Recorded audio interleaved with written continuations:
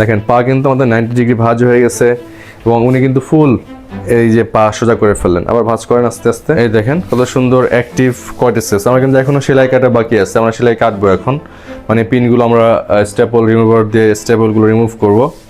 এর মধ্যে দেখতে পাচ্ছি কিন্তু তার পাটা ভাঁজ করেন দেখি আস্তে আস্তে, হাঁটুটা খুবই সুন্দর, চমৎকার করেন আস্তে আস্তে, নিচে রেখে দেন পাটা।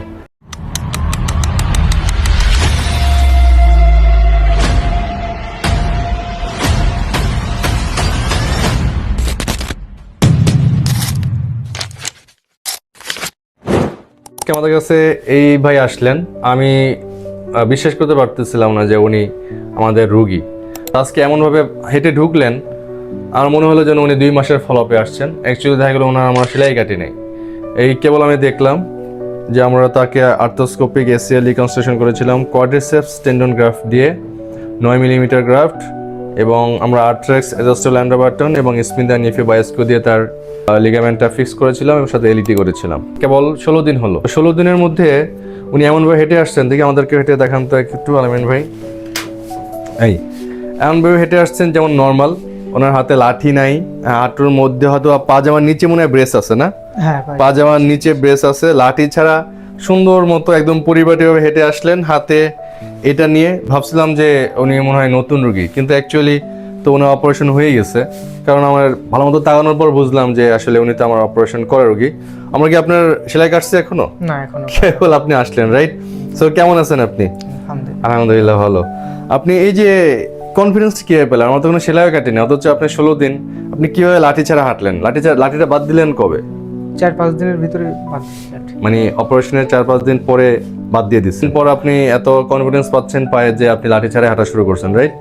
আর এখন তো আজকে একদম 16তম দিনে আপনি পুরো হেঁটে আসলেন লাঠি ছাড়াই। আমরা তো এখন আপনার সেলাই কেটে নেই, তাই না? তো চলেন আসি না, আমরা দেখি কি অবস্থা ভিতরে কেমন আছে।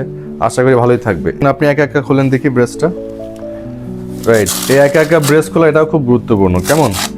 যারা আমরা দেখেছি যারা একা একা ব্রেস খুলে একা একা উঠে যায়, বেডের উপর উঠে যায় পায়ে শক্তি দিয়ে, হ্যাঁ, তাদের কিন্তু বোঝা যায় যে রেজাল্ট এক্সেলেন্ট, পায়ে এনার্জি চলে আসছে, শক্তি চলে আসছে। কেমন? আলহামদুলিল্লাহ। দেখি,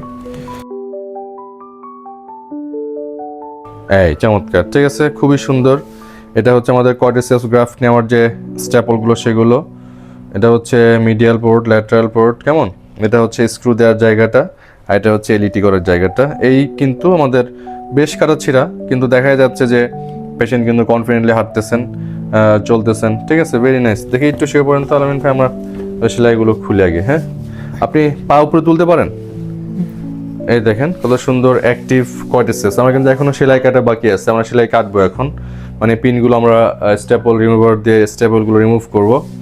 এর মধ্যে দেখতে পাচ্ছি কিন্তু তার পাটা ভাঁজ করেন দেখি আস্তে আস্তে, হাঁটুটা খুবই সুন্দর, চমৎকার করেন আস্তে আস্তে, নিচে রেখে দেন পাটা। নাইস, এখন টেনে টেনে ভাঁজ করেন। Right, very good, very good. 90+ কিন্তু ভাঁজ অলরেডি হয়ে গেছে। আবার 5 সোজা করেন। হ্যাঁ, খুবই চমৎকার। এবং পাটা উপরে তুলেন দেখি এসআর কোয়াড্রিসেপস। দেখেন আমরা যে কোয়াড্রিসেপস গ্রাফ নিলাম তার কিন্তু আমরা অনলি টেন্ডিনাস পোর্শনটুকু নেওয়া হচ্ছে, তার মাসল কিন্তু ফুল ইনট্যাক্ট। তো কোয়াড্রিসেপস গ্রাফট নেওয়ার যে উপকারিতা কি? উপকারিতা হচ্ছে আমরা কিন্তু কোয়াড্রিসেপসের জাস্ট টেন্ডিনাস পোর্শন নিচ্ছি, rest of the quadriceps muscle is fully intact. Number 1, number 2, তার কিন্তু এসিএল এর যে দ্বিতীয় সাপোর্ট হ্যামস্ট্রিং সেটা কিন্তু পুরো ইনট্যাক্ট। যে quadriceps graft is a very good choice, একটা মডার্ন টেকনিকে এবং modern choice of graft for ACL reconstruction, সেটা হচ্ছে কোয়াড্রিসেপস গ্রাফট।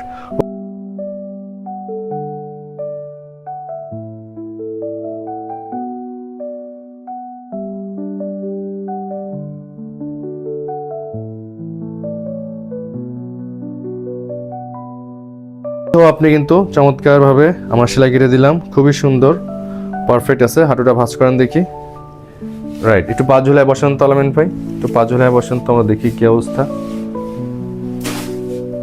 চমৎকার, একদম পা সোজা করেন। দেখেন পা কিন্তু আমাদের 90 ডিগ্রি ভাঁজ হয়ে গেছে এবং উনি কিন্তু ফুল এই যে পা সোজা করে ফেললেন। আবার ভাঁজ করেন আস্তে আস্তে। রাইট, বাসায় যে এখন এই ব্যায়ামগুলো করবেন, পা ঝুলায় বসে, রাইট, একসাথে পা একদম ঠেলে তুলবেন, আবার আস্তে আস্তে ভাঁজ করেন। আরো বেশি অ্যাক্টিভেট করতে হবে এই কোয়াড্রিসেপস মাসলটা। এটার নাম হচ্ছে কোয়াড্রিসেপস মাসল, পিছনে একটা হ্যামস্ট্রিং। কেমন? তাহলে আপনাকে বোথ কোয়াড্রিসেপস এবং হ্যামস্ট্রিং দুইটার দিকেই নজর দিতে হবে। ঠিক আছে, আমাদের কোয়াড্রিসেপসকে স্ট্রং করলে আমরা হাঁটা চলার বসা থেকে উঠতে গেলে আমাদের যে মাসলটা লাগে সেটা হচ্ছে কোয়াড্রিসেপস।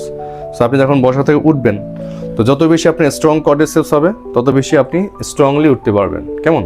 আর যত বেশি আপনি হ্যামস্ট্রিং এবং কোয়াড্রিসেপস স্ট্রং থাকবে, আপনার ভবিষ্যতে আপনার যে এসিএলটা আমরা গ্রাফট হিসেবে দিলাম সেটা স্ট্রং থাকবে, তার উপর চোট কম পড়বে, লোড কম হবে, হাঁটতে চলতে গেলে আপনার মাসলগুলো সেই লোডটা নিয়ে নেবে, আপনার লিগামেন্টে লোড কম পড়বে, ফলে লিগামেন্ট ছিঁড়বে না বা লুজ হবে না, ঠিক আছে? জি। সবচেয়ে ভালো হয়, আমি তো আপনাকে শিখিয়ে দিলাম, অ্যাকচুয়ালি এগুলো একজন স্পোর্টস ফিজিওর কাজ, প্রফেশনাল স্পোর্টস ফিজিও যারা ফিজিওথেরাপি দেন, রিহ্যাব করেন, অনেকেই আছে ACL specialist, ACL rehab specialist, কেমন? বাংলাদেশে বিভিন্ন সেন্টার আছে, সেখানে যেয়ে আপনি রিহ্যাবটা কমপ্লিট করবেন। এই রিহ্যাবটা আপনার জন্য খুবই জরুরি। আমি সার্জারি করে দিলাম সুন্দর মতো, আপনি 2 সপ্তাহ পর পায়ে হেঁটে আসলেন, এখন রিহ্যাবটা করবেন 6 মাস থেকে 9 মাস, ইনশাল্লাহ আপনার রিকারেন্স বা পুনরায় ইনজুরি হওয়ার ঝুঁকি অনেক কমে যাবে যদি আপনি পারফেক্টলি একজন ফিজিওথেরাপিস্টের তত্ত্বাবধানে আপনি রিহ্যাবটা কমপ্লিট করেন, ঠিক আছে? ওকে।